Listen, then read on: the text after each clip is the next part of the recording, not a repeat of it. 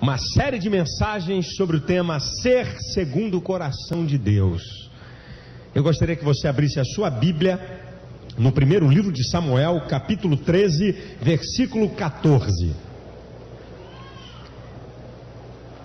Essa mensagem vai ser apresentada na TV em vários programas, porque são várias características de ser segundo o coração de Deus. Primeiro livro de Samuel, capítulo 13, versículo 14, diz assim a palavra do Senhor: porque agora não subsistirá o teu reino, já tem buscado o Senhor para si um homem segundo o seu coração, e já lhe tem ordenado o Senhor que seja chefe sobre o seu povo, porquanto não guardastes o que o Senhor te ordenou. Para que a gente possa se situar, a história aqui é o seguinte: Saul era o rei. Saul ficou com medo porque o profeta, o sacerdote Samuel demorava a chegar, e os inimigos se fortaleciam, e Saul pecou ao oferecer sacrifício, uma coisa que era proibido o rei fazer, algo que era da exclusiva competência do sacerdote. E aí Deus, através do profeta Samuel, manda dizer para Saul: olha, o teu trono não vai subsistir. O Senhor já tem escolhido um homem segundo o seu coração. E aqui na introdução, o que significa ser uma pessoa segundo o coração de Deus? É uma pessoa que agrada a Deus, é uma pessoa que manifesta no seu caráter traços do caráter de Deus. Acima de tudo, no contexto aqui, uma pessoa, isso é princípio para ser segundo o coração de Deus. Agora eu estou falando de um princípio fundamental, porque está implícito no texto. Uma pessoa para ser segundo o coração de Deus, isso é, uma pessoa que agrada a Deus.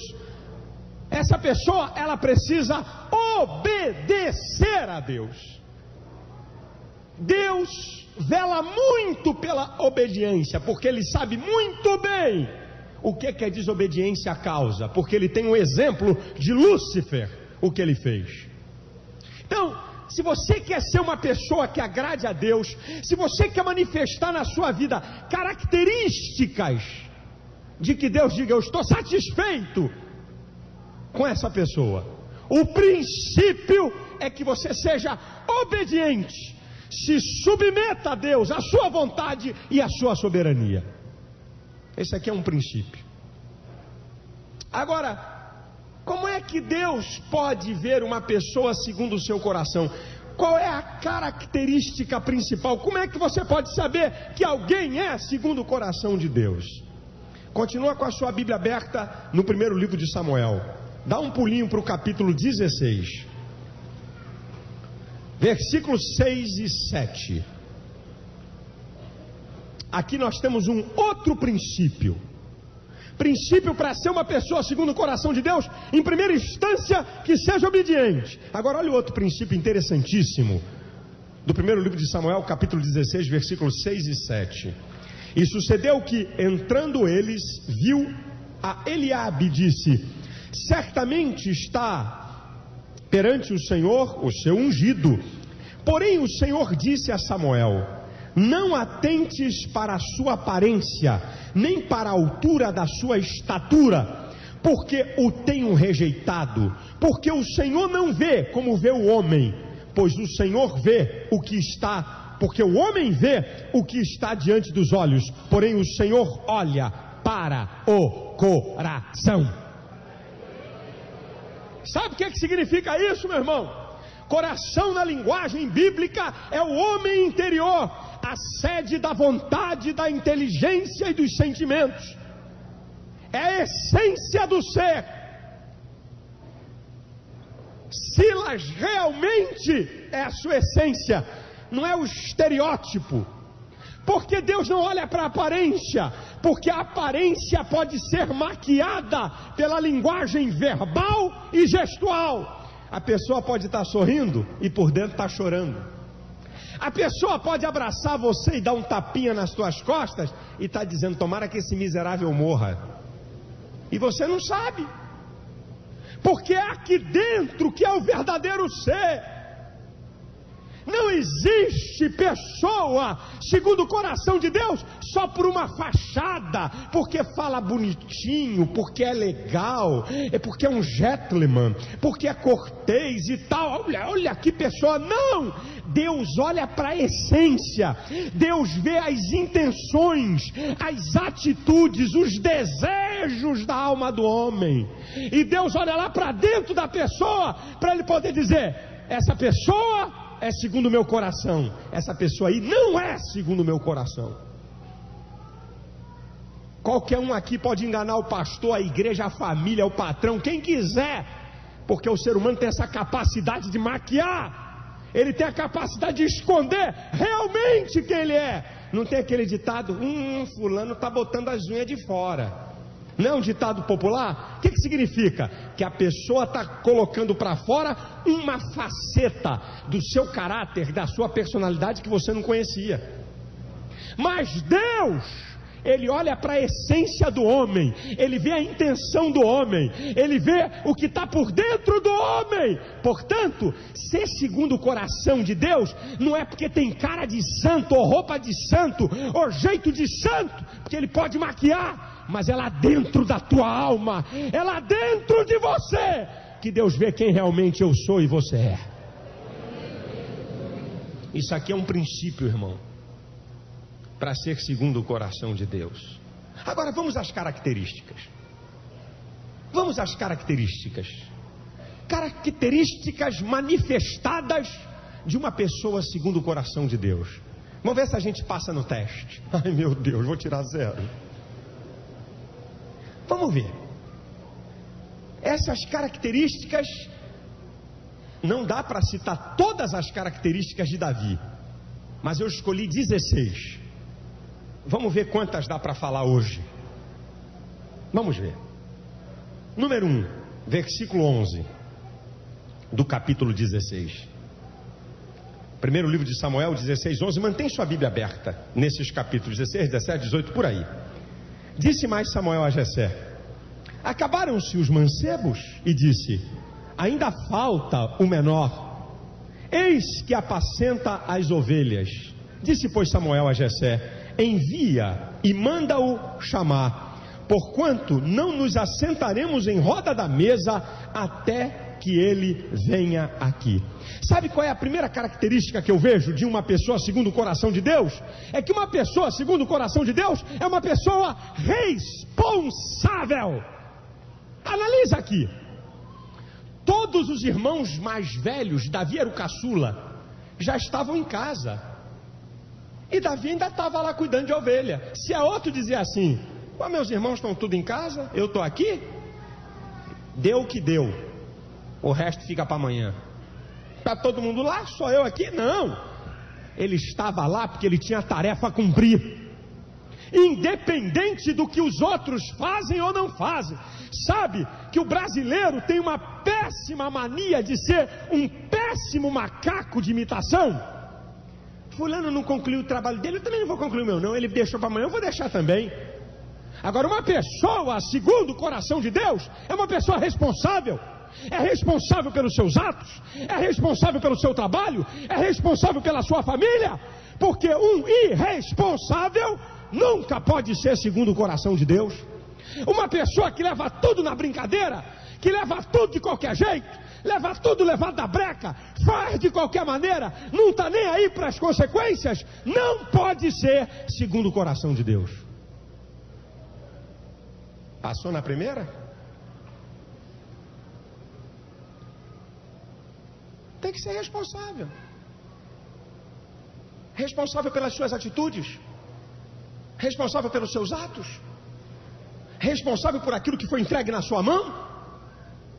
Eu costumo dizer que muitas vezes um bom funcionário é quando você entrega a ele 1 quilo de ouro hoje, e daqui a um ano você pede e está lá 1 quilo de ouro de novo. Está aqui, o senhor pediu para guardar, toma aqui de volta.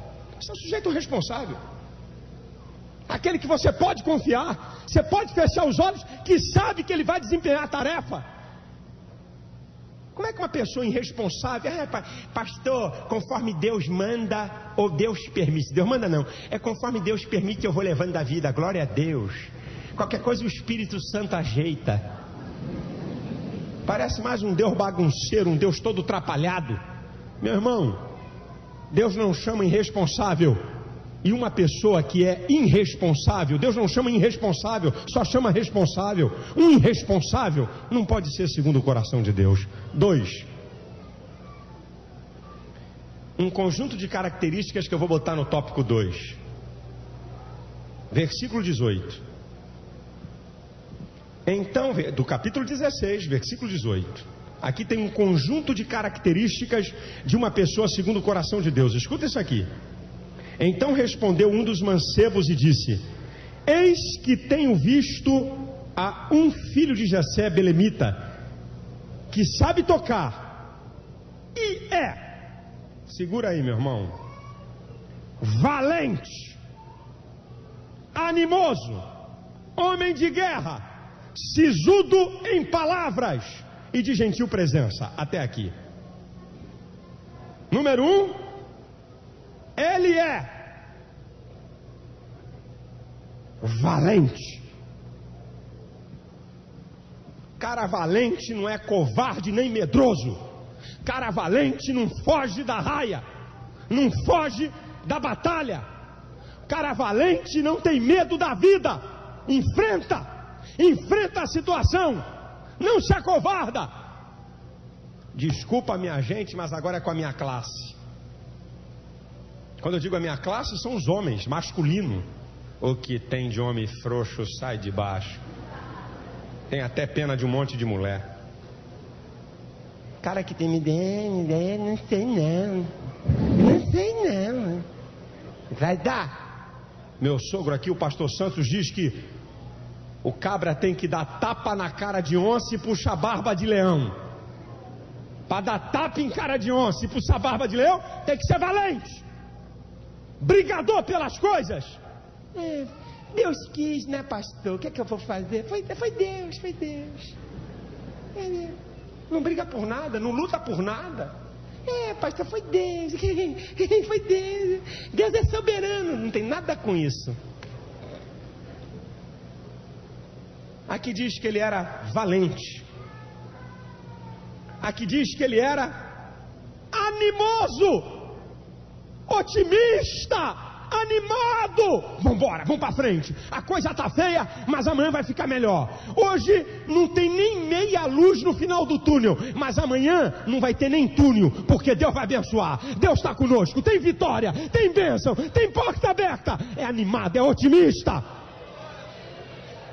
Rapaz, tem gente que vem pedir oração que não leva a mão não, irmão. Pastor, ora por mim, eu acho que Deus não vai dar não. Vai na paz, esquece. Orar por quê? Você não acredita? Como é que vai? Cara desanimado, rapaz, só prega pessimismo. Como é que você pode ser uma pessoa segundo o coração de Deus? Pastor, nesse novo milênio, Nostradamus já disse que de 1000 passarás, de 2000 não chegarás. Eu já cheguei, já está até demais. Sabe? Pastor, a vida está difícil. Já viu quanta gente desempregada? Já viu que a coisa está feia? Rapaz, não é fácil não. Meu filho, você quer ser o quê, meu filho? Você quer ser médico? Meu filho, já enfermeiro já está bom, menino. Você está querendo um mundo. Enfermeiro já está bom, meu filho. Papai, eu quero fazer um concurso para ser oficial das Forças Armadas. Vai esse concurso para cabo, garoto. Que é isso? Eu não tenho nada contra os cabos. Mas sabe, a pessoa desanimada, a pessoa que não é otimista, só vê o obstáculo, só vê a coisa feia. Davi era um homem segundo o coração de Deus, porque ele era uma pessoa otimista. Agora, ser otimista não significa viver no mundo da fantasia e da utopia. É outro lado da história. Pastor? Olha, pastor, eu estou me vendo andar num avião meu, assim, particular. Meu irmão, tu não tem fé nem para andar de Calói. já está pensando em andar de bicicleta, de avião. Cuidado, que essas pessoas que vivem numa fantasia, projetando uma coisa muito gigante, daqui a pouco está assim, cuidado, hein? Isso dá doença mental, isso leva o cara para loucura. Pessoas que vivem assim, caramba, tu vai lá no Pinel, vai ver um monte de cara assim, eu sou empresário. Tá lá no Pinel, cara. Olha, eu sou empresário, minhas empresas estão crescendo, eu tenho 15 mil funcionários. Cara, vai lá para tu ver lá. Vai lá. O cara fica doido. Não vamos confundir de ser otimista, de ser animado, para ser utópico, viver numa fantasia. Eu sou filho do rei, pastor, eu só penso coisa grande, entendeu?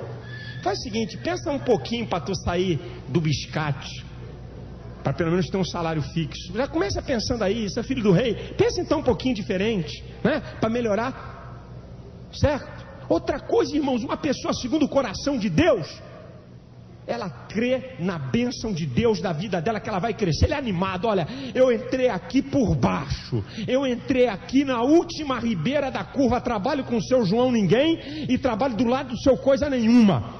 Mas daqui a pouco Deus vai me elevar aqui, porque eu creio, porque Deus está comigo. Eu não vou ficar ganhando esse salário a vida toda. Deus vai me abençoar, vai abrir a porta para mim. É uma pessoa animada, uma pessoa otimista. Pergunta aí na sua direita e na esquerda, e não responda pelo amor de Jeová. Você é otimista ou não? Pergunta aí. Pergunta em casa, vai. Pergunta em casa, vai lá.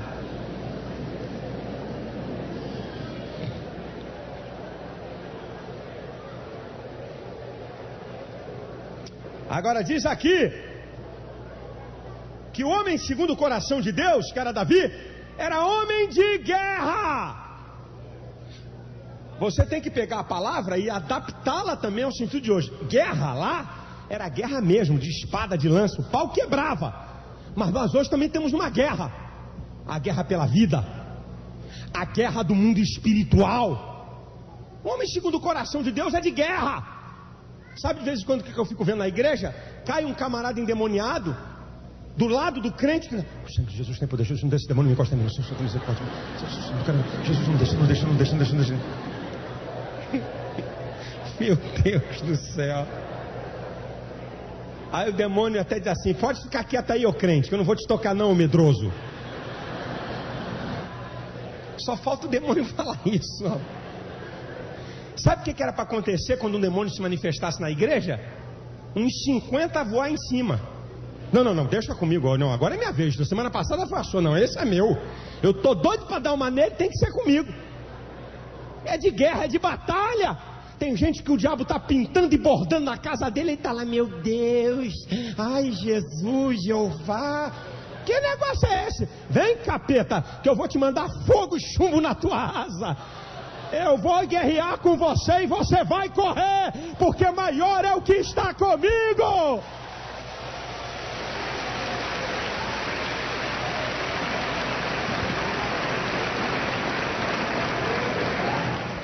Guerra, a guerra da vida. Acorda às 5 da matina, meu filho, vai correr atrás. É uma guerra, é uma batalha, não tem moleza não. O homem segundo o coração de Deus. Uma vez um camarada, 2 anos desempregado. Pastor Silas, arruma um emprego para mim, mas eu queria avisar o senhor, eu não trabalho sábado.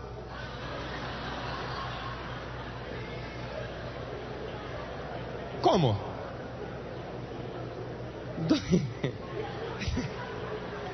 2 anos desempregado, 2 anos de férias e vem dizer para mim que não trabalha sábado. Vai lamber sabão, vai ver se eu estou na esquina. Vai ver se eu estou na esquina da Quito ou da Nicarágua, vai. Que é isso, rapaz? Eu estou aqui para trabalhar de 5 da manhã, para trabalhar de madrugada, porque eu não tenho medo da onça. Eu vou à luta e vou vencer. Diz aqui também que o homem segundo o coração de Deus é um homem sisudo em palavras. Sabe o que significa isso? Bom senso. Fala na hora certa. Fala o que é certo. sisudo em palavras, tem bom senso para falar, fala a coisa certa. Rapaz, o que tem gente jogando conversa fora por aí? Gente que abre a boca para ofender, para machucar, para arrebentar o outro. Crente, crente, crente, sisudo em palavras. A vizinhança toda sábado, cai na língua daquela crente ali do segundo andar para ver o que é bom para tosse. Cai a linguaça daquela santa que está ali. Cai. Pessoa que fala o que não deve, fala demais. Pessoa que fala coisa da igreja. As crianças na mesa não tem bom senso, fica contando coisa de igreja, metendo pau em pastor, falando mal dos irmãos. A criança já nasce com suspeita da igreja, porque não tem bom senso. Gente que conta problema da igreja perto de ímpio, não tem bom senso.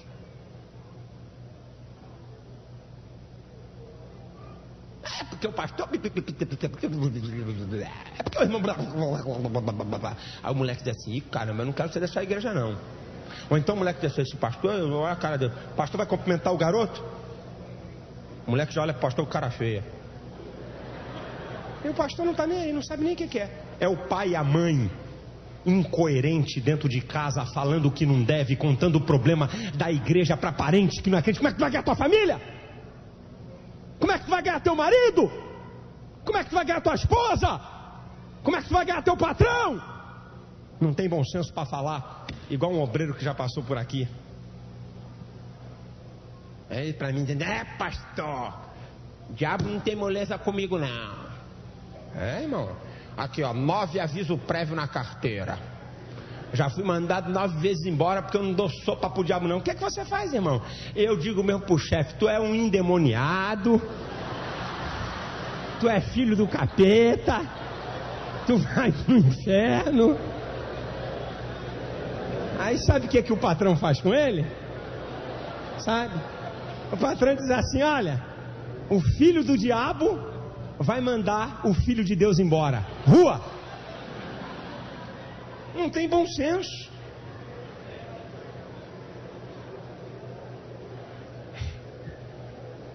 Como é que está o teste, hein? Como é que está você nisso aí, hein? Aqui diz uma outra palavra interessante de um homem segundo o coração de Deus. Estamos em 1º livro de Samuel, capítulo 16, versículo 18. Diz que ele era também de gentil presença. Sabe o que significa isso no original? Presença agradável.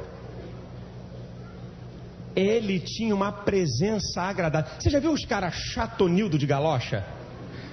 Tem 20 pessoas conversando. Chegou o dono da chatice. Um sai pela direita, outro pela esquerda, outro pelo norte, outro pelo sul. Ué, já foram embora? Ninguém aguenta, cara. Cara chato. Sabe, aquela pessoa que não sabe se comportar em lugar nenhum. A presença dele sempre é perturbadora. A presença dele sempre traz desconforto. Nem a família quer ficar perto dele. O marido não te aguenta, querida, mas a tua mulher não te aguenta mais, ô cara. A tua presença é truculenta. Além disso, é fedorenta. Como é que uma presença pode ser agradável de um cara que não gosta de tomar banho? Como é que a presença pode ser agradável de um cara que uma semana não escova dente? E que ainda fala assim: você tem que pedir o camarada: abre a boca que eu vou jogar um house. Tem, vai lá. Vamos conversar agora. Nós estamos numa série de mensagens sobre o seguinte tema: ser segundo o coração de Deus. Para você que não estava aqui na Assembleia de Deus da Penha, ou que não assistiu pela televisão parte desse programa, sinteticamente, muito sucinto, ser segundo o coração de Deus é uma pessoa que, através da sua trajetória de vida, ela é obediente, ela cumpre a palavra de Deus, ela manifesta no seu caráter características do caráter de Deus. É uma pessoa que agrada a Deus pela maneira dela ser e de se conduzir. Esta é uma pessoa segundo o coração de Deus. Eu quero hoje, então, eu terminei no tópico 6, e a partir do 7, mostrar algumas características de uma pessoa que é segundo o coração de Deus. Pergunta aí para quem está perto de você: você quer ser segundo o coração de Deus? Pergunta aí na sua casa. Pergunta você aqui nesse templo hiperlotado, no culto da quinta-feira da vitória. Tem gente que nem conseguiu entrar aqui hoje. Já acabamos um culto hiperlotado primeiro, estamos no segundo e também tá uma bênção. Já perguntou? Agora você diz aí para quem está aí, do lado direito e esquerdo: eu quero ser segundo o coração de Deus. Você quer? Eu quero ser. Abra a sua Bíblia no primeiro livro de Samuel, capítulo de número 17. Primeiro livro de Samuel, capítulo de número 17. E você vai deixar sua Bíblia aberta nessa passagem entre o capítulo 17 e 18. Vamos ver mais uma característica, que é a sétima. Primeiro livro de Samuel 17, 37. Capítulo 17, versículo 37, diz assim a palavra do Senhor: disse mais Davi: o Senhor me livrou da mão do leão e da do urso. Ele me livrará da mão deste filisteu. Então disse Saul a Davi: vai-te embora, e o Senhor seja contigo. Eu aprendo aqui mais uma característica de uma pessoa segundo o coração de Deus. Uma pessoa segundo o coração de Deus é uma pessoa que aprendeu a depender de Deus. E eu aprendo uma outra coisa de uma pessoa que aprendeu a depender de Deus. É que uma pessoa que aprendeu a depender de Deus, com certeza, essa pessoa não é dominado pela soberba e pelo orgulho. Porque quem aprende a depender de Deus, reconhece os seus limites e suas fraquezas. Porque uma pessoa que é dominada pelo orgulho e pela soberba, geralmente é uma pessoa que se acha autossuficiente. E essa pessoa, com certeza, não aprendeu a depender de Deus. Mas Davi, quando ele estava falando com o rei Saul sobre enfrentar o campeão filisteu de 3 metros de altura, Golias, ele dá uma palavra de alguém que aprendeu a depender de Deus. Olha, ó rei, o Senhor me livrou do leão e do urso. O Senhor me livrará da mão desse filisteu. Ah, meu irmão, que coisa boa é aprender a depender de Deus. Nessa sociedade moderna, ateísta, nesse tempo da pós-modernidade, da tecnologia, da facilidade, muitas vezes nós somos tentados a acharmos que nós podemos resolver tudo, que nós temos saída para tudo, que nós podemos agir. Oh, meu amado irmão, vamos aprender a depender de Deus. Vamos aprender a ter no nosso coração, na nossa mente, realmente, de sabermos com toda a nossa inteireza: eu preciso da direção de Deus na minha vida. Se Deus não estiver comigo, eu fracasso. Eu preciso da graça, do poder e da direção de Deus. O homem segundo o coração de Deus é aquele que aprendeu a depender dele.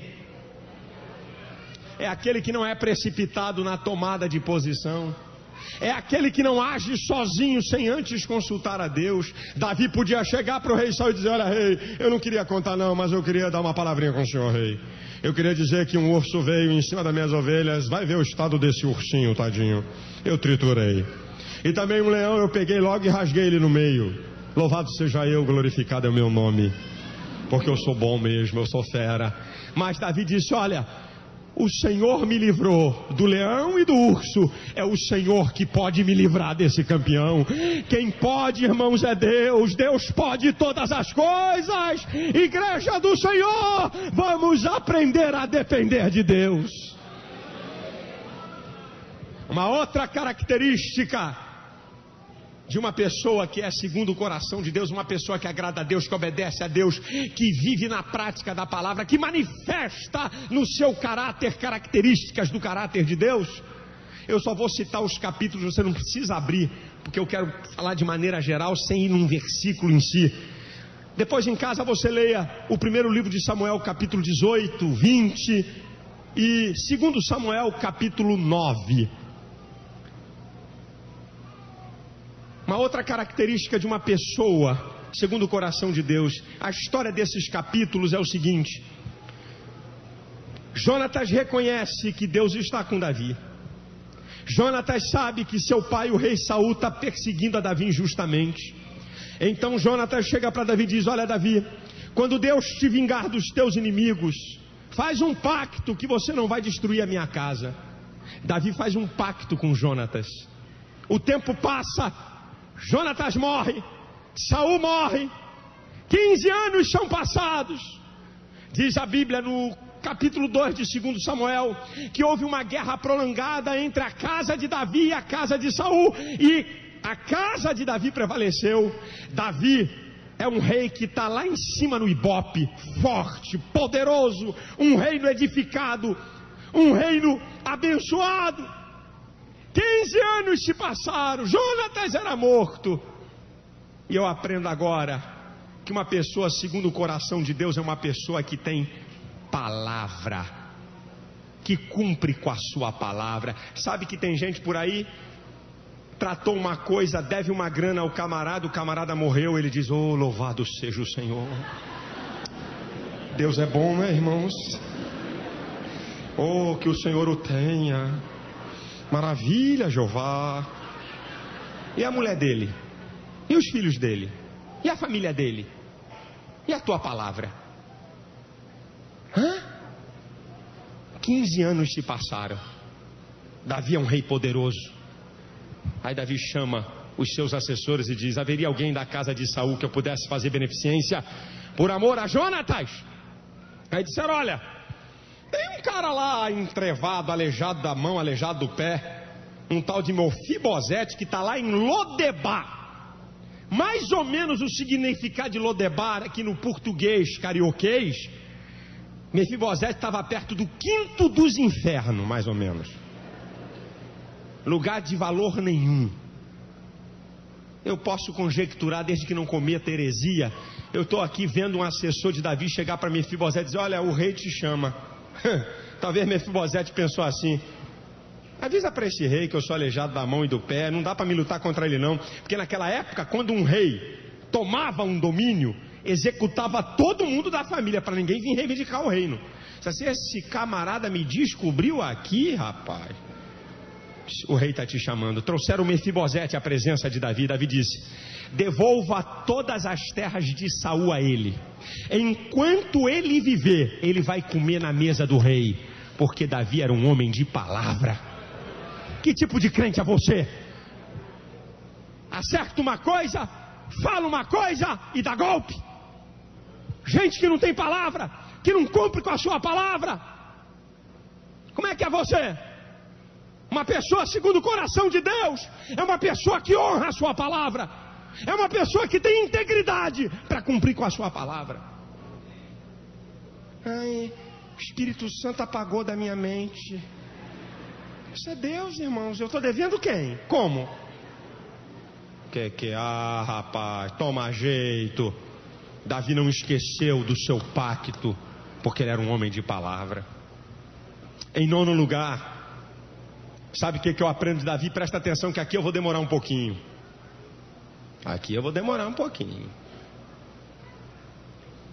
Davi era um homem que aprendeu a valorizar as coisas espirituais. Eu vou repetir.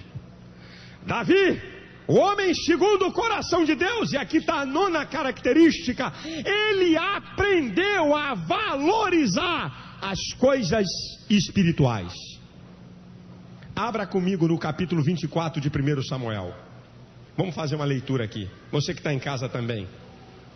A partir do versículo 4. Mantenha a Bíblia aberta nesses capítulos aí, 17, 18. Agora estamos no 24. Acompanhe, por favor, essa leitura.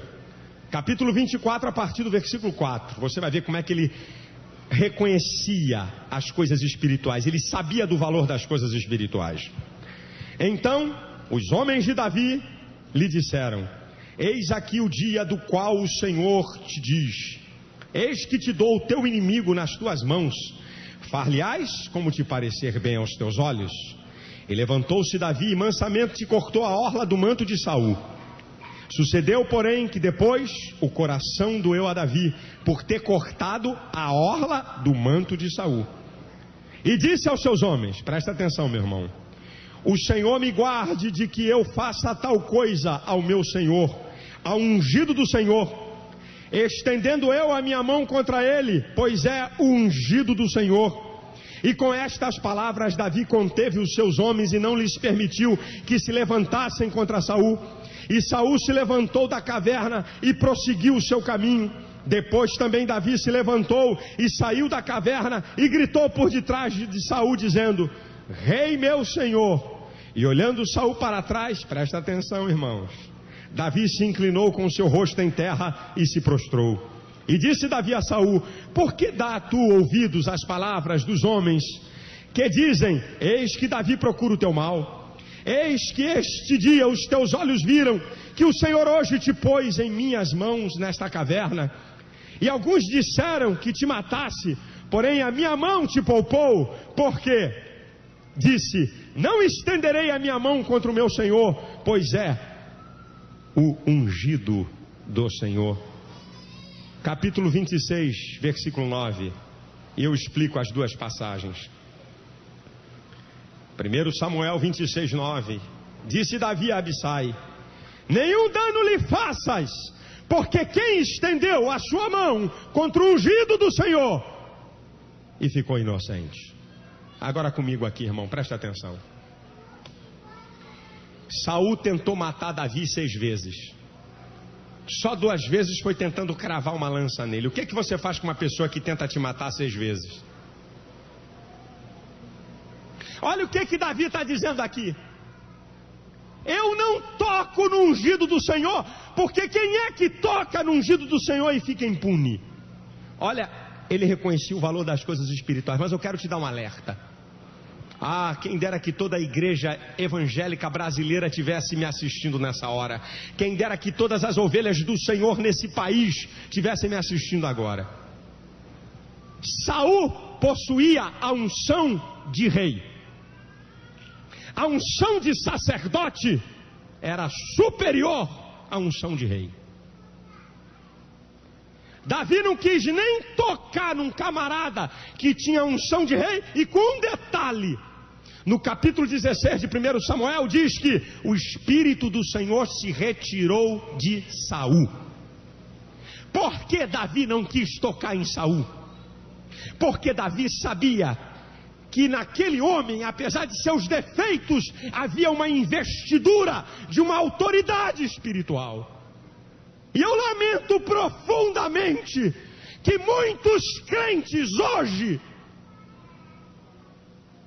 botam dedo na cara de pastor, falam mal de pastor, trituram pastor, estão metidos em confusão para perturbar a vida de pastor. Meu irmão, você não sabe em que você está se metendo. E eu quero dizer o seguinte: pastor, mas esse pastor é isso, é aquilo. Cai fora, sai fora. Coitado do pastor que estiver fazendo trapaça. Quem vai cuidar dele é Deus, como Deus cuidou de Saul.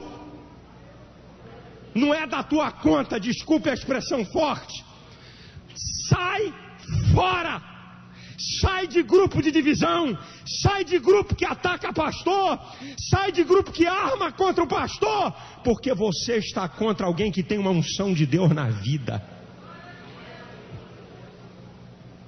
Você precisa aprender a discernir as coisas que têm valor. Uma vez um casal chegou aqui para mim na igreja e disse: pastor, nós viemos aqui porque o senhor vai decidir a parada. Pode falar, irmão. Olha, o nosso pastor está metido em roubo.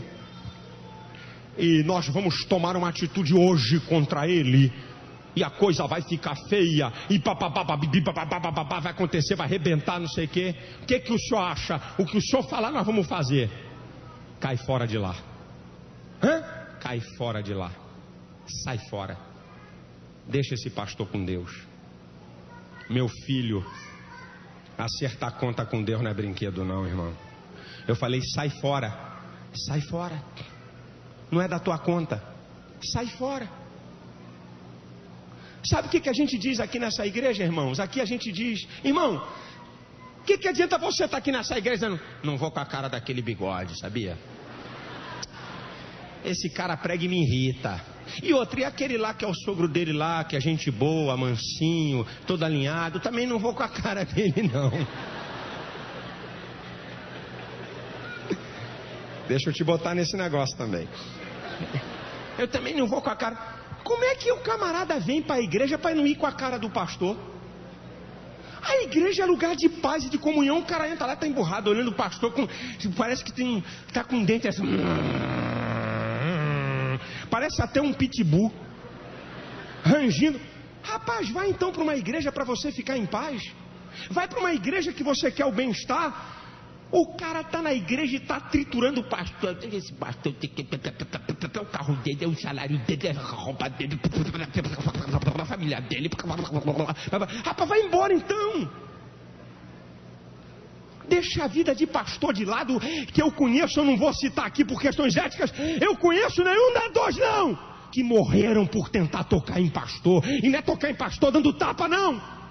É tocar em pastor desmoralizando, caluniando, falando mal. Deixa isso de lado, irmão. Sai fora disso. Deus está falando com algumas pessoas aqui sobre isso. Para o teu bem, meu irmão. Davi podia ter pego a espada e esse infeliz tentou me matar às vezes, vai dançar agora. Vá! Falou, não. Ele ficou com remorso por cortar um pedaço do vestido. E tem crente que fala mal, xinga pastor, calunia pastor e não tem remorso nenhum. Porque não sabe o valor das coisas espirituais. Não sabe o valor de uma unção sobre uma pessoa. Sai fora! Davi era um homem que sabia o valor das coisas espirituais, irmãos. Ele sabia o valor da oferta.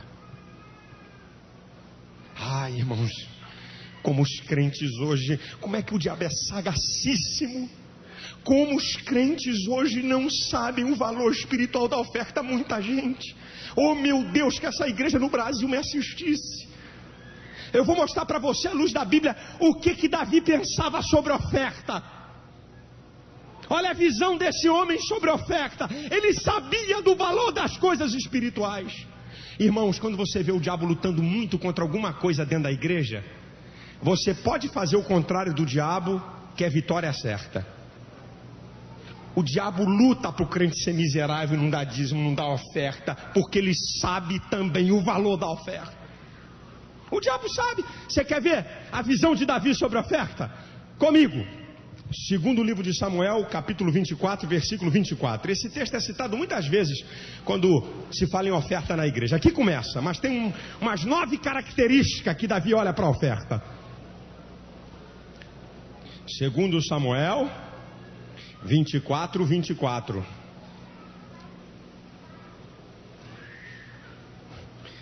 Diz assim a palavra do Senhor.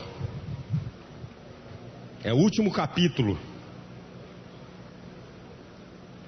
Porém, o rei disse a Araúna: não.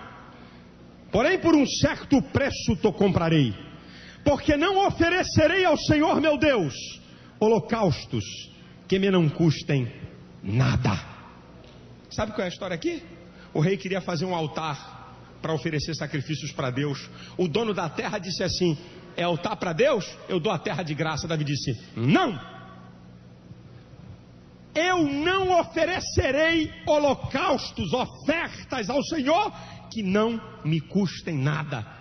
Porque eu não estou oferecendo oferta para o pastor João, ou para o pastor Manel, ou para a denominação A ou B. A minha oferta é para Deus, e para Deus tem que ser alguma coisa de valor. É o que Davi está dizendo aqui. Tem que me custar, tem que haver um sacrifício. Agora me acompanhe. Vai ter 1 Reis, 2 Reis, 1 Crônicas, está pertinho, mais na frente, capítulo 29. Vamos lá. É 3 livros depois desse. Você vai ver como é que ele via a oferta, como é que ele tinha discernimento espiritual, Davi. Olha só, meu irmão. 1 Crônicas 29. É o último livro de 1 Crônicas. Olha o que era para Davi a oferta. Eu sei que Deus colocou diante da televisão alguns que são uma munheca de samambaia do tamanho de um bonde. Alguns, foi Deus, fica aí, não sai não. Fica aí para ouvir o que Deus vai falar contigo. E aqui da igreja não dá para sair porque parece até um pacotinho amassado. Então vamos lá. 1 Crônicas 29. Eu não vou ler todos os versículos, só parte dos versículos. Acompanha comigo. Olha a visão espiritual de Davi sobre a oferta. Versículo 2. Eu, pois, com todas as minhas forças, tenho preparado para a casa de Deus ouro, eu, com todo o meu ser. A oferta é alguma coisa que desprende esforço total. Não é qualquer coisinha. É o que ele está dizendo aqui. Olha agora o versículo de número 5. Na segunda parte dele diz assim. Versículo 5. Quem, pois, está disposto a encher a sua mão para oferecer hoje voluntariamente ao Senhor? A oferta para Davi era uma coisa liberal, voluntária. Eu não dou oferta porque eu sou obrigado. Quem hoje? E ele diz aqui uma palavra. Quem hoje quer dar uma migalha para o Senhor? É isso que está aqui? Quem hoje quer encher a mão, quer dar uma oferta substancial, uma oferta de valor? É o que ele está falando aqui. Você quer ver o que é a oferta para Davi? Versículo 9. Olha o que ele vai falar no 9. Diz assim, na segunda parte: porque com coração perfeito eu dou oferta com a minha vida limpa. Eu dou oferta com meu coração vibrando. Eu dou oferta porque eu sei o que eu estou fazendo. Coração perfeito, limpo diante de Deus. Olha aqui como é que ele dá a oferta. Ainda no versículo 9. E também o rei Davi se alegrou com grande alegria. Oferta, eu me alegro pelo privilégio, pela oportunidade de ofertar. Ele dava com alegria. Olha o que era a oferta para Davi, meu filho, no versículo 14.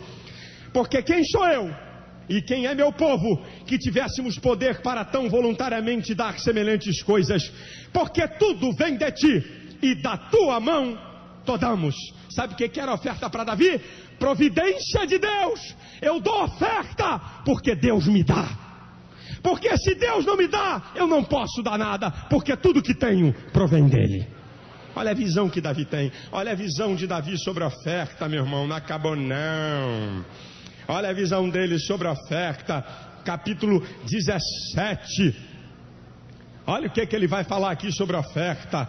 No 17. Diz assim: porque tu provas os corações e que da sinceridade te agradas. Davi não era um ludibriador de oferta. Sabe? Aquele camarada que sabe que uma nota de 50 pratas, até que não tem nenhuma hoje, o negócio aqui está feio, mas vamos embora. Tá? Camarada que quer dar uma oferta, e aí ele quer enganar, porque ele sabe que uma nota de 50 pratas é uma nota razoavelmente boa. Ele podia dar 300, mas aí ele... onde é que está a salva? Onde está, por favor, a salva por obséquio, onde? O pessoal, rapaz, pô, esse irmão aí dá 50 pau, pô, fera. Mentiroso. Tá dando o resto. Não tem sinceridade. Ou então o outro camarada que era para dar 3.000 reais de dízimo, mas ele sabe que se ele der 1.500, vai ser o maior dízimo da igreja dele. Aí vai dizer, o pastor, quando vê um chequinho lá de 1.500 pratas de dízimo, vai dizer, esse cara é fera. Já tá bom, 1.500 pau. Outro dízimo mais perto do que o meu é 800 mil reais, então dando 1.500 está muito bom. Está enganando a quem, filho? Não tem sinceridade. O que é oferta para Davi, meu irmão? Não acabou não, filhinho. Não acabou não. Olha o que é oferta para Davi. Mas duas coisas aqui eu vou terminar sobre o valor espiritual da oferta. Olha o que ele diz no versículo 18: conserva isto para sempre no intento dos pensamentos do coração do teu povo e encaminha o seu coração para ti. Aqui tem duas coisas: conserva isto para sempre. Oferta é um ato contínuo. Irmão, eu dei oferta na primeira quinta-feira de dezembro. Bye, baby, agora só em março. Oferta é um ato contínuo. E agora ele vai dizer uma outra coisa que é sensacional. Olha o que ele fala: conserva isso no intento dos pensamentos do coração. A oferta é racional e não emocional. Pastor, quando dá aqui um calafrio, se eu arrepiar eu dou oferta. Fala, pastor, que se eu ficar arrepiado eu dou, porque é de Deus. Se eu arrepiar é de Deus. Se der aqui na espinha assim, ó, um calafrio, aí eu dou oferta. Então, se quando o homem falar sobre oferta, eu fizer assim, ó, um tiricutico nervoso, é porque é para dar. Bem, queridos, nós temos que parar aqui o programa, porque essa mensagem ainda vai durar uns 4 ou 5 sábados ainda. Como ser segundo o coração de Deus. Essas características, você não quer ser? As pessoas querem as coisas de Deus, mas não querem submeter-se a princípios de Deus. Se você quer ser, tem que submeter a princípios. As pessoas querem mágica no Evangelho. No Evangelho você não vai encontrar mágica não, querido. Você tem que submeter, tem que obedecer, tem que praticar. Essa é a grandeza do Evangelho. Sabe o que eu aprendo aqui? Que uma pessoa segundo o coração de Deus sabe viver conforme as circunstâncias da vida. A criança nasceu, Deus mandou juízo, a criança ficou doente, o que Davi fez? Orou, jejuou, chorou. Os servos de Davi queriam tirar ele de lá e disse: não vou não, tô triste, tô chateado. A criança morreu, os servos ficaram com medo de dizer para Davi que a criança tinha morrido. Mas Davi era um homem de muita percepção. E ele percebeu que o movimento entre eles não era o mesmo. Ele disse assim: a criança morreu? Disseram: a criança morreu. Aí Davi se levanta, se lava, se unge, adora a Deus e come pão. Aí o pessoal diz: como é que pode? Eu estava chorando e jejuando, e agora já está outro. Aí ele diz assim: olha, vivendo a criança, Deus poderia ter misericórdia dela. Morrendo a criança, não tem mais jeito, eu não posso trazê-la de volta, só eu posso ir para onde ela foi. Irmãos, o que tem de gente vivendo preso a coisas terríveis do passado não está na brincadeira. Gente que não sabe se moldar no tempo. Gente que vive sofrendo por problemas que passaram. Gente que não sabe entender as circunstâncias e os momentos da vida. Eu posso falar aqui em tese. Exemplo: o camarada ganhava 10 mil reais. Ele tinha um carro bacana, um carrão zero, carro de 6 cilindros, faz 4 km com 1 litro.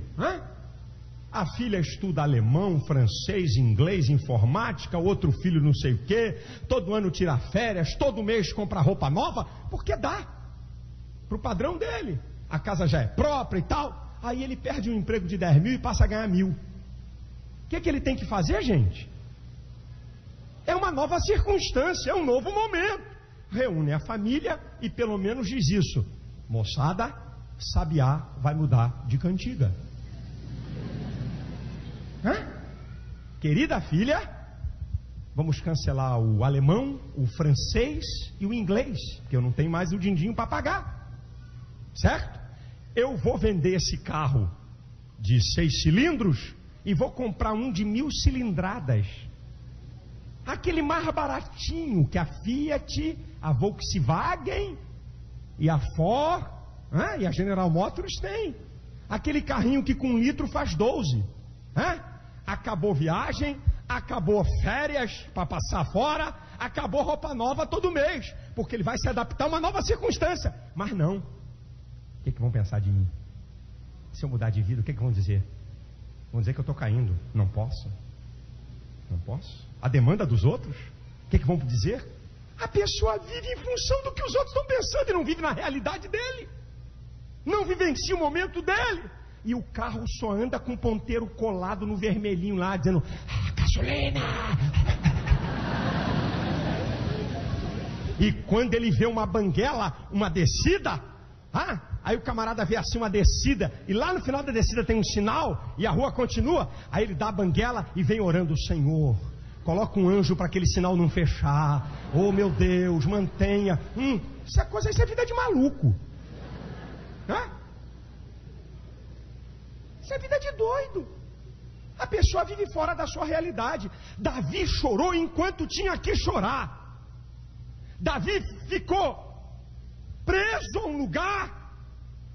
Davi ficou triste enquanto tinha que ficar. Mas ele não podia passar a vida toda chorando por criança. Ele não podia passar a vida toda reclamando daquele momento mal. Ele disse: agora é uma nova circunstância. Ele podia falar outras coisas em tese, como eu gosto de dizer, Aquela irmã casou novinha, com 21 anos, 25 anos ficou viúva. Aí você encontra ela aos 30 anos, uma mulher de 30 anos é uma mulher nova. Aí você encontra com ela, ela está toda de preto chorando. Ai meu Deus, o que foi, minha filha? Meu marido. Morreu quando? Ontem? Eu estou desconfiado que os dois morreram. Sabe? Outra coisa que eu acho interessante nessa história da pessoa ficar amarrada a circunstâncias: o marido morre. Daqui a 8 meses, 9, sei lá, vai casar de novo. A vida continua. Não, a memória do falecido, não. Eu não posso violentar a memória dele. Tadinha, azar o teu, querida. E tem filhos que querem impor a mãe ou o pai. Ele não pode, não. Não vai estragar a memória do meu pai, não. Vai casar contigo, ô mané. A tua mãe vai casar contigo? Tu vai suprir todas as necessidades dela, inclusive essa que tu está pensando? Vou falar português bem claro aqui, que aqui não tem criança. Sabe, minha mãe não vai casar com ninguém, não. Minha mãe... Deixa de ser besta, rapaz. Claro que se o teu pai morre e 30 dias depois tua mãe quer casar, eu não quero dizer não, mas eu estou desconfiado que o defunto foi com galho pro cemitério.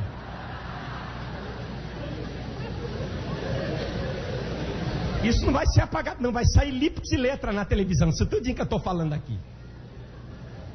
Claro, existe aquele tempo, a pessoa chora. E outra, minha irmã, Deus está falando com alguém que está em casa e alguém que está aqui. Você pode até dizer: pastor, enquanto meu marido viveu, eu fui fiel a ele.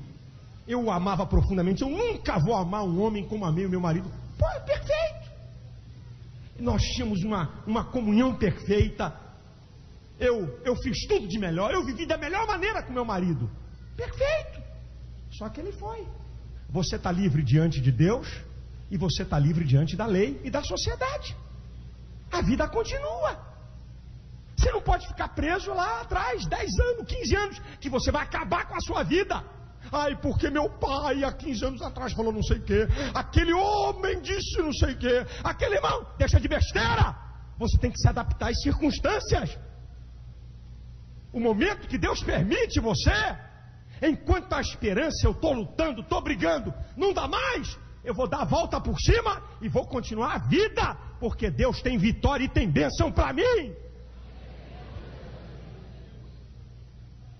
Imagina se Davi continuasse chorando. Ai, meu filho, ai, a criança, ai. Morreu? Vambora. A vida continua. Vamos para frente. Perdeu um grande emprego, então outro também. Pastor, eu perdi o emprego há 10 anos. Se eu tivesse nesse emprego, eu estava ganhando 8 mil reais, pastor. Se eu tivesse lá, pastor, eu estou ganhando 500. Mas se eu continuasse lá, você não está mais lá. Reorganize a sua vida e toca para frente. Você tem que se adaptar em cada circunstância. Em 14º lugar, eu já citei em outras características, mas eu quero englobar só nessa. Uma pessoa segundo o coração de Deus é uma pessoa liberal. Lembra do que eu já falei? Davi era liberal porque era um ofertante de mão cheia. Davi era liberal porque devolveu todas as terras aos descendentes de Saul. Davi era liberal porque não oprimia o povo. Eu não posso entender alguém que é servo de Deus e só pensa nele, só vive em função dele, é egoísta. Ele está aqui na igreja. Eu gosto de dizer isso. Não é uma pessoa que chegou que você não sabe nem de onde veio. Mas sabe, você está aqui na igreja e você convive com um irmão há 10 anos. Você sabe quem ele é. Aí aquele irmão em Cristo está passando um sufoco que não tem tamanho. Você conhece ele, sabe que ele é um crente fiel. Não é um cara que apareceu de repente, uns picaretas que de vez em quando andam no meio da igreja que a gente não sabe nem quem é. Aí aquele irmão senta do teu lado e diz assim: ih, rapaz, a coisa está feia. Se eu não pagar a conta de luz amanhã, 50 pratas vão cortar minha luz, isso vai complicar minha vida. Talvez você não tivesse os 50 reais para pagar a conta de luz dele, mas você talvez dissesse assim: irmão, eu não tenho 50 reais, mas olha, aqui tem 10 para te ajudar. Fale com o outro. Uma coisa linda que eu li num livro foi dos oficiais americanos na guerra do Vietnã, presos em Hanoi. Sofreram tortura e tudo. A comida era uma miséria. Sabe o que os oficiais crentes no Vietnã faziam? Quando recebia aquela comida porca e pouca, pegavam a metade da comida e davam para os outros soldados que estavam doentes, em situação mais grave. Isso é liberalidade. A gente pensa que liberalidade é você estar igual um cara que tem aí na televisão: quem quer dinheiro? A gente pensa que aquilo é liberalidade. Pensa que liberalidade é o cara que é milionário e sai jogando dinheiro. Você está enganado, irmão. Liberalidade é aquilo que Paulo fala da igreja da Macedônia em 2 Coríntios capítulo 8. A graça que foi dada à igreja da Macedônia, que em muita prova de tribulação houve abundância do seu gozo, que da sua profunda pobreza houve abundância de generosidade, porque deram acima do seu poder o que eu mesmo testifico, e deram voluntariamente. Sabe o que Paulo está falando? Os crentes pobres da Macedônia ajudaram os crentes mais pobres da Judéia. O pessoal na Judéia estava passando fome. Os pobres da Macedônia ajudaram os mais pobres da Judéia. Isso é liberalidade. Pastor, eu já sou pobre, pastor. Eu sou pobre de Marredeci. Eu preciso de ajuda. Como é que eu vou ajudar? Vai continuar assim, precisando o tempo todo, porque você não entendeu o princípio da liberalidade. O princípio da liberalidade não é você dar tudo para o outro. O princípio da liberalidade não é você satisfazer em tudo ao outro. É você dar alguma coisa que você tem. É você repartir, não importa o grau da quantidade, com aquele que necessita mais do que você. Isso é liberalidade. E uma pessoa segundo o coração de Deus, ela tem que ser liberal. Ou então, meu filho, tchau, benção. Eu não posso entender crentes ricos miseráveis, crentes ricos que têm empregados e oprimem os empregados. Eu não posso entender. Há uma lei de liberalidade. Eu não estou falando que você pegar todo o teu dinheiro e jogar pela rua para poder dizer que é liberal. Não! Mas dividir, compartilhar, ajudar o outro, isso sim é ser segundo o coração de Deus. Em 15º lugar, uma pessoa segundo o coração de Deus é uma pessoa que tem um coração perdoador.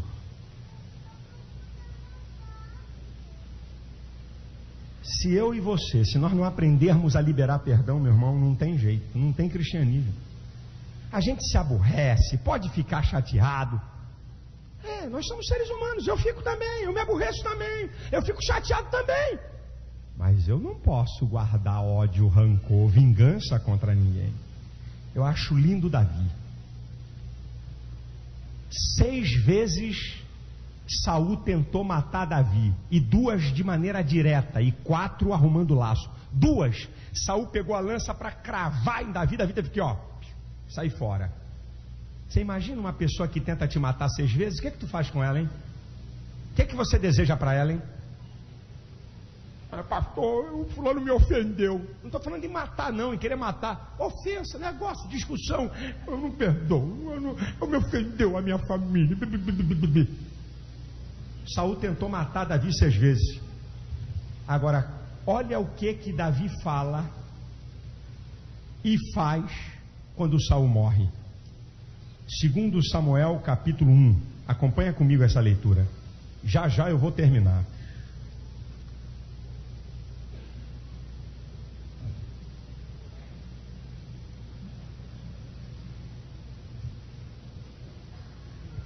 Segundo Samuel, capítulo 1,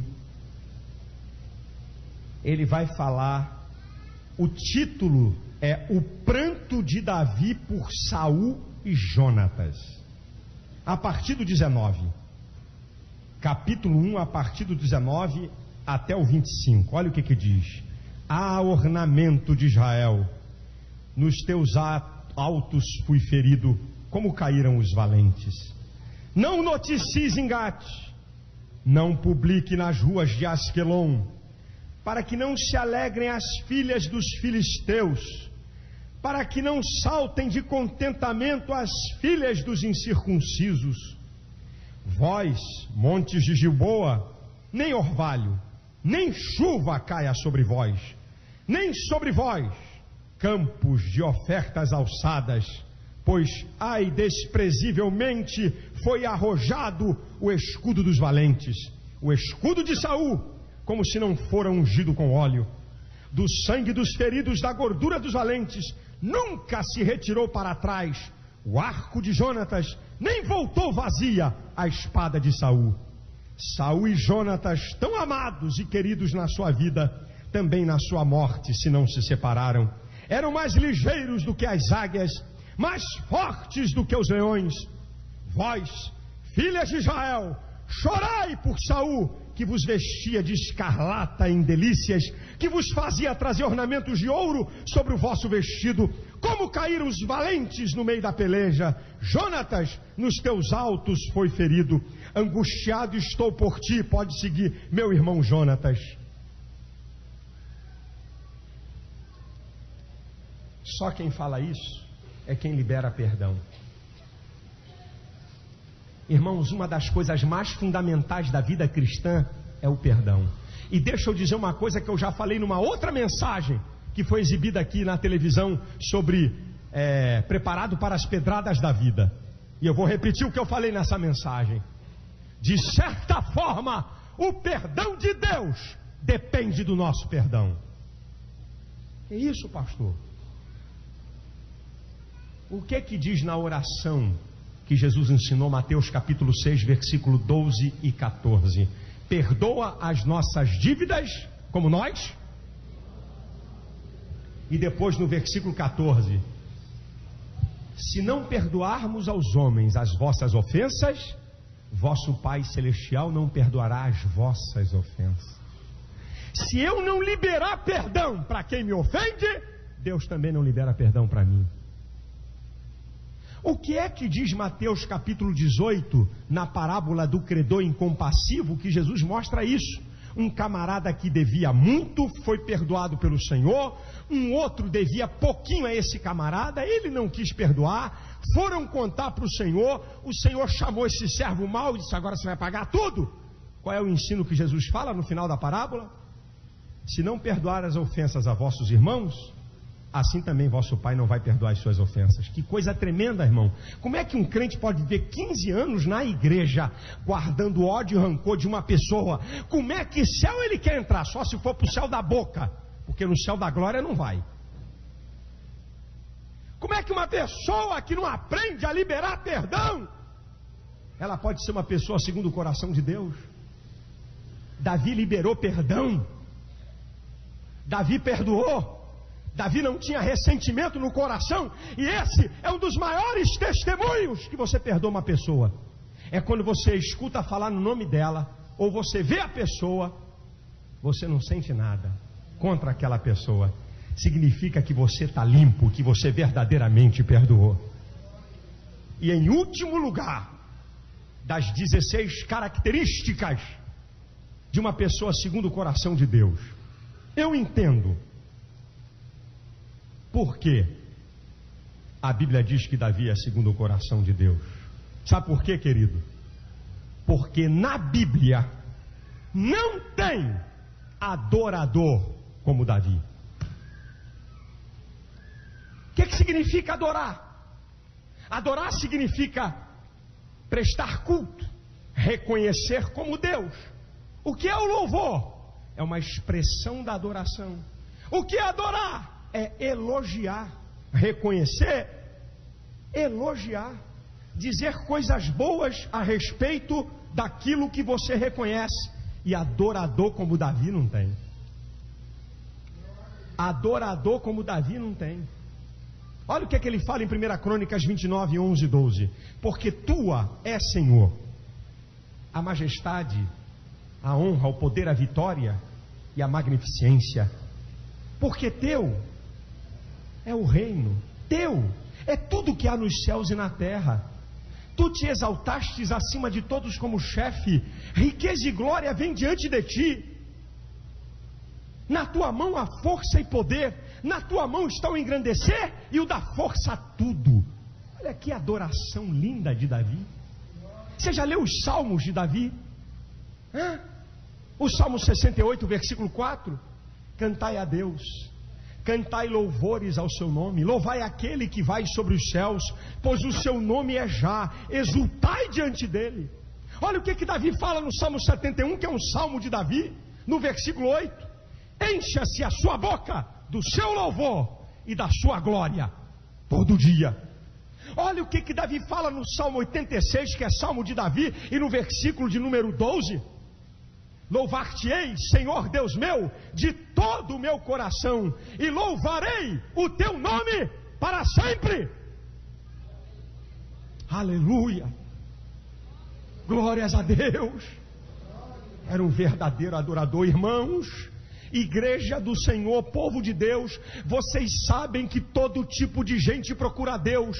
Os americanos procuram Deus, os africanos procuram Deus, os asiáticos procuram Deus, os europeus procuram Deus, os ignorantes procuram Deus, os sábios procuram Deus. Todo tipo de gente procura Deus, mas tem uma classe de gente que Deus é que procura: os verdadeiros adoradores. É o que está em João capítulo 4, versículo 23 e 24. A hora vem, agora é, que os verdadeiros adoradores adorarão ao Pai em espírito e verdade, e o Pai procura os tais. Assim, o Senhor procura verdadeiros adoradores. Ou tomara que Ele ache nessa noite, ou tomara que Ele ache nesse dia, verdadeiros adoradores. Gente que reconhece a soberania, a grandeza, o poderio, o senhorio do Deus que tudo é, que tudo faz, que tudo pode. A Deus seja a glória.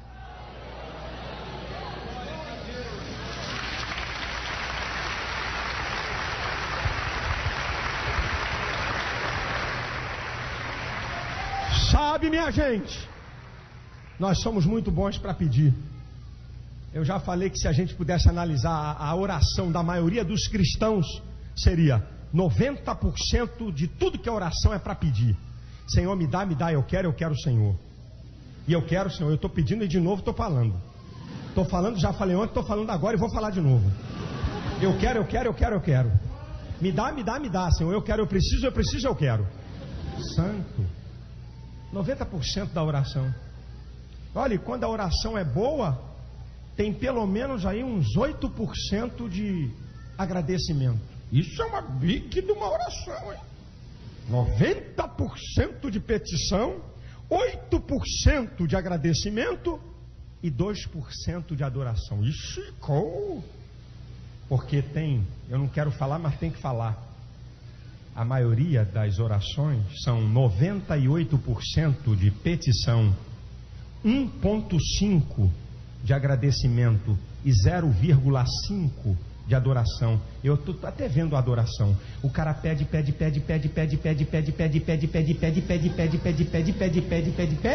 aí depois diz: Senhor, eu te dou graças por tudo, glorificado seja o Pai, o Filho e o Espírito Santo. Acabou a oração. Não sabe adorar, não sabe a força, o poder e o valor da adoração. Não sabe. Irmão, quando você está adorando a Deus, você está dizendo da sua dependência de Deus. Olha, eu vou adorar a Deus porque não importa se está bom ou se está mal. O que importa é que Ele é Deus, independente de como eu esteja. Quando você adora a Deus, o diabo fica doido, aqui na linguagem bem popular. Porque você já parou para pensar? Satanás era um querubim ungido, foi criado perfeito, sem defeito nenhum, aferidor de medida. Era medida de beleza, de formosura e de sabedoria. E ele se rebela contra Deus. Eu acho, vou conjecturar, desde que a minha conjectura não seja heresia, mas vou conjecturar. Eu acho que de vez em quando se reúnem assim uns demônios, sabe? Dizem: rapaz, como é que pode aquele crente lá? Eu já bati tanto no filho dele que não quer nada com a igreja. Estou arrebentando para ver se eu perturbo ele. E olha lá, ó, ele está doente, hein? Rapaz, e o cara está desempregado. Como é que ele ainda vai para a igreja para dar glória a Deus? O diabo fica doido que ele não entende. Apesar das nossas falhas, das nossas deficiências, nascemos debaixo do pecado. Nós estamos aqui para exaltar a Deus, para glorificar a Deus, para dizer que Ele é o Senhor, Ele é soberano. A Deus seja a glória. Aleluia! Aleluia! Adore a Deus, meu irmão. Abre a tua boca e adore a Deus. Quem sabe quando você começar a adorar a Deus, Deus vai começar a trabalhar, vai trazer a solução, vai operar onde está o problema. Adore a Deus, magnifique esse Deus. Os homens estão adorando homens, os homens estão adorando coisas que não valem nada, os homens estão adorando coisas que não resolvem nada, mas nós estamos aqui diante do único Deus verdadeiro, o Senhor que tem todo o poder. A Deus seja a glória, a Deus seja a glória, a Deus seja a glória. Ele é o Senhor.